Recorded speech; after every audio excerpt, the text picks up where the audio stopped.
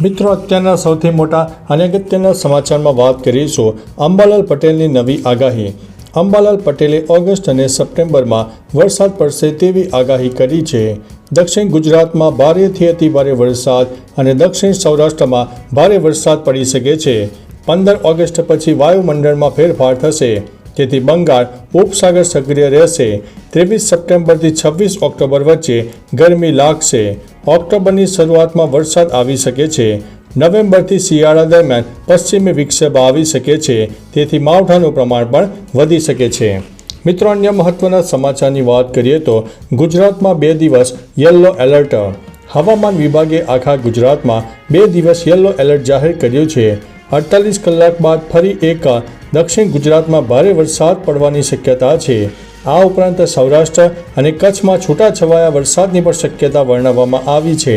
સુરત, નવસારી, વલસાડ, તાપી, દમણ, દાદરાનગર હવેલીમાં ત્રીજા અને ચોથા દિવસે ભારે વરસાદ સાથે યલો એલર્ટ આપી દેવામાં આવ્યું છે.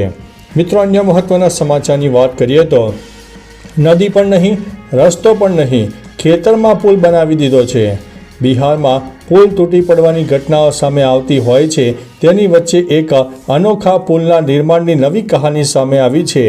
રાણીગંજ બ્લોકના પરમાનંદપુર ગામમાં સુકાઈ ગયેલી નદી પરના પુલ અને લગભગ 3 કિલોમીટરના રસ્તા માટે 3 કરોડ રૂપિયા ફાળવી દેવામાં આવ્યા હતા. પરંતુ અહીં પુલ નદીની ઉપર નહીં પણ ખેતરની વચ્ચે બનાવવામાં આવ્યો હતો અને રસ્તો પણ ન હતો. આ પુલનું શું સમજવું તે ગ્રામજનોને હવે નવાઈ લાગી રહી છે. મિત્રો, અન્ય મહત્વના સમાચારની વાત કરીએ તો દુષ્કર્મનો વોન્ટેડ રીઢો આરોપી સિમલાથી પકડાયો છે. વલસાડમાં દુષ્કર્મનો વોન્ટેડ રીઢો આરોપી સિમલાથી પકડાયો છે. આરોપી વલસાડમાં 2017ની સાલમાં અપહરણ અને દુષ્કર્મ જેવા ગંભીર ગુના આચરીને 7 વર્ષથી ભાગતો ફરતો હતો. વલસાડ સિટી પોલીસની ટીમે ભારે જહેમત બાદ હિમાચલ પ્રદેશના સિમલા ખાતેથી ઝડપી પાડીને સરાહનીય કામગીરી પાર પાડી છે. ચોક્કસ બાતમીના આધારે ટેકનિકલ સર્વેલન્સ અને હ્યુમન રિસોર્સિંગ કામે લગાડીને શોધખોળ શરૂ કરવામાં આવી હતી. મિત્રો, અન્ય મહત્વના સમાચારની વાત કરીએ તો નાગાર્જુન સાગર ડેમ ઓવરફ્લો થયો છે. ઉપરવાસમાંથી ભારે વરસાદને કારણે તેલંગાણામાં કૃષ્ણા નદી પર નાગાર્જુન સાગર ડેમના 22 દરવાજા નીચેની તરફ પાણી છોડવા માટે ખોલવામાં આવ્યા હતા. સોમવારે રાત્રે પાણીનો પ્રવાહ 3.55 લાખ ક્યુસેક સુધી પહોંચતા વધુ દરવાજા ખોલ્યા હતા. ઉલ્લેખનીય છે કે મેઘાએ દક્ષિણ ભારતને પણ ગમરોળ્યું છે, ત્યારે નાગાર્જુન ડેમ ઓવરફ્લો થયો હતો. ડેમના 22 દરવાજા ખોલતા અદ્ભુત નજારો સામે આવ્યો છે. મિત્રો, અન્ય મહત્વના સમાચારની વાત કરીએ તો અમદાવાદમાં 2 દિવસ ગરમી યથાવત રહેશે. અમદાવાદમાં વહેલી સવારથી જ ગરમીનો માહોલ જોવા મળ્યો છે. હવામાન વિભાગની આગાહી પ્રમાણે હજુ પણ આગામી 24 કલાક આ પરિસ્થિતિ રહેવાની શક્યતા છે. તો બીજી બાજુ આગામી 48 કલાક બાદ ફરી એકવાર દક્ષિણ ગુજરાતના જિલ્લામાં ભારેથી અતિભારે વરસાદની આગાહી કરવામાં આવી છે. જોકે હાલ અમદાવાદમાં વાતાવરણમાં થોડો પલટો પણ જોવા મળી રહ્યો છે. મિત્રો, અન્ય મહત્વના સમાચારની વાત કરીએ તો બાંગ્લાદેશમાં હિન્દુ ખતરામાં, 5મું સૌથી મોટું સ્થળાંતર. બાંગ્લાદેશમાં હિંસા વધુ ભડકી રહી છે. દેશમાં હિન્દુઓને રહેવું મુશ્કેલ બન્યું છે. હિન્દુઓના ઘરમાં ઘૂસીને હત્યા કરવામાં આવી રહી છે. ઇસ્કોન મંદિર અને કાલી મંદિરને તોડી પાડવામાં આવ્યા હતા. હિન્દુઓના ઘરમાં આગચંપી કરવામાં આવી રહી છે. લાખોની સંખ્યામાં હિન્દુઓ હાથમાં જે આવ્યું તે લઈને ભારત તરફ આવી રહ્યા છે. ઘટનાએ 1989ના કાશ્મીરી પંડિતોની હિજરતની ઘટનાની યાદ અપાવી છે. મિત્રો, અન્ય મહત્વના સમાચારની વાત કરીએ તો સોનુએ બાંગ્લાદેશમાં ફસાયેલા ભારતીયોને પરત લાવવા સરકારને અપીલ કરી છે.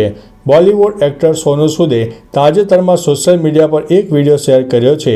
આ વિડીયોમાં એક બાંગ્લાદેશી હિન્દુ મહિલાની મદદથી અપીલ કરતી જોવા મળી રહી છે. સોનુ સૂદે પોતાના ટ્વિટર હેન્ડલ પર આ વિડીયો શેર કર્યો છે અને અપીલ કરી છે કે દરેક વ્યક્તિએ બાંગ્લાદેશમાં ફસાયેલા ભારતીયોને બહાર કાઢવામાં મદદ કરવી જોઈએ. મિત્રો, અન્ય મહત્વના સમાચારની વાત કરીએ તો સુરતમાં તંત્રની પ્રી મોન્સૂન કામગીરી ફેલ થઈ ગયેલી સામે આવી છે. સુરતમાં મેઘરાજાએ તંત્રના પ્રી મોન્સૂન કામગીરીની પોલ ખોલી નાખી છે. સુરત મહાનગરપાલિકા હવે ખાડાપૂરો અભિયાનમાં પણ નિષ્ફળ નીવડી છે.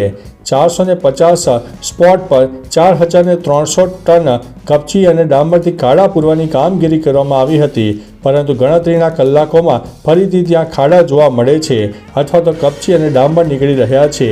જે સ્થિતિ ખાડા પૂરવા પહેલાં હતી તે જ સ્થિતિ હાલ સુરતના દરેક રસ્તા ઉપર જોવા મળી રહી છે। મિત્રો, અન્ય મહત્વના સમાચારની વાત કરીએ તો ઉકાઈ ડેમના 4 દરવાજા 4 ફૂટ સુધી ખોલાયા છે। ઉપરવાસમાં વરસી રહેલા ભારે વરસાદના પગલે તાપીના ઉકાઈ ડેમમાં પાણીની ભરપૂર આવક થઈ રહી છે। મહારાષ્ટ્રના હથનુર ડેમ અને પ્રકાશા ડેમમાંથી પાણી છોડવામાં આવતા તાપીના ઉકાઈ ડેમમાં પાણીની અવિરત આવક થઈ છે। ત્યારે ઉકાઈ ડેમમાં પાણીની આવક વધતા ડેમના 4 દરવાજા 4 ફૂટ સુધી ખોલી દેવામાં આવ્યા છે। ડેમના 4 દરવાજા ખોલીને 40,244 ક્યુસેક પાણી તાપી નદીમાં છોડવામાં આવ્યું છે। મિત્રો, અન્ય મહત્વના સમાચારની વાત કરીએ તો લ્યો બોલો, નાનો ભૂવો પૂરવા તંત્રએ 14 દિવસનો સમય લગાવ્યો। વડોદરામાં તાજેતરમાં મેઘરાજાએ સટાસટી બોલાવી હતી, જેને લઈને રસ્તાઓની હાલત ખરાબ થઈ ગઈ હતી અને ભૂવા પણ પડ્યા હતા। ત્યારે વુડા સર્કલ પાસે 14 દિવસ પહેલા નાનો ભૂવો પડ્યો હતો। તે ભૂવાને બંધ કરવા તંત્રનું કામ ગોકળ ગતિએ જોવા મળ્યું હતું અને વાહન ચાલકોમાં ભારે રોષ જોવા મળ્યો હતો।